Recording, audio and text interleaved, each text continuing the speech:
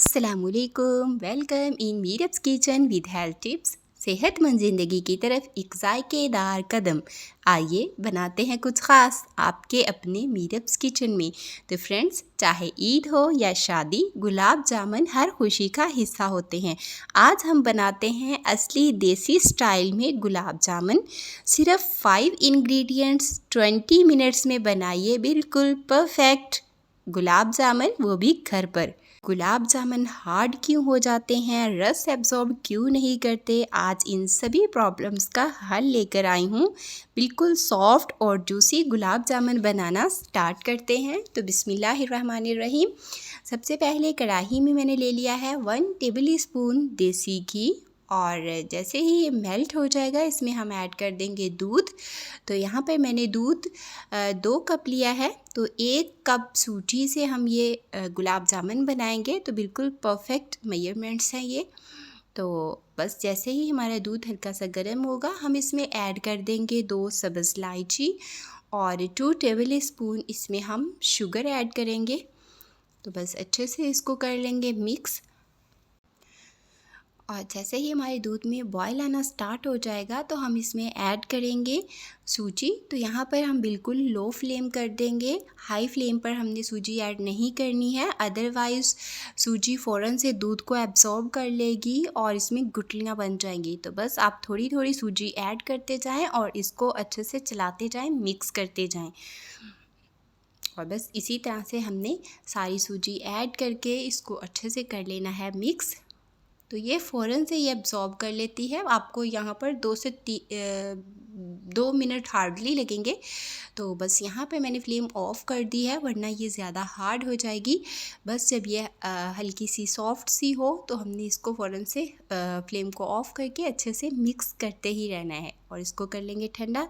और अब चाशनी तैयार कर लेते हैं। तो चाशनी के लिए मैंने यहाँ पर 2 कप पानी ले लिया है और इसमें हम ऐड कर देंगे 1.5 कप चीनी, यानी 1.5 कप चीनी इसमें जाएगी।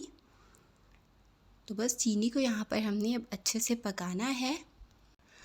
तो चीनी की कंसिस्टेंसी यानी इसकी शीरे की कंसिस्टेंसी हमने इतनी रखनी है जितना कि रिफ़ाइन ऑयल होता है, यानी इसमें चिपचिपाहट होनी चाहिए।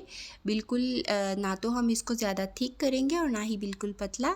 तो हमें बस इतनी सी ही इसकी कंसिस्टेंसी रखनी है जैसे कि रिफ़ाइन ऑयल होता है। और इसमें हम ऐड कर देंगे 2 से 3 ड्रॉप्स केवड़ा एसेंस के।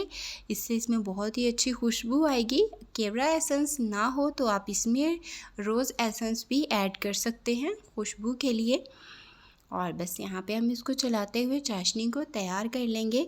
और साथ ही हमारी जो डो है सूजी ठंडी हो गई है। तो ये जब नीम गर्म सी ही होगी तो हमने इसको नीड कर लेना है, अच्छे से गूंद लेना है।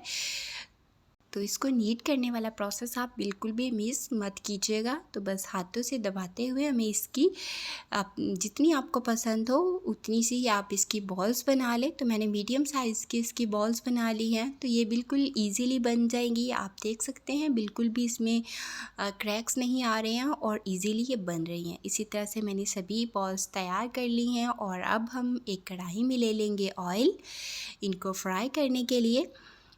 तो जैसे ही हमारा ऑयल जो है वो गर्म हो जाएगा, बहुत ज़्यादा गर्म ऑयल में भी आपने इसको ऐड नहीं करना है, अदरवाइज़ ये फ़ौरन से जल जाएंगी। तो देखिए बिल्कुल क्रैक्स नहीं है, ज़बरदस्त से हमारे गुलाब जामुन की जो बॉल्स हैं वो बनकर तैयार हुई हैं।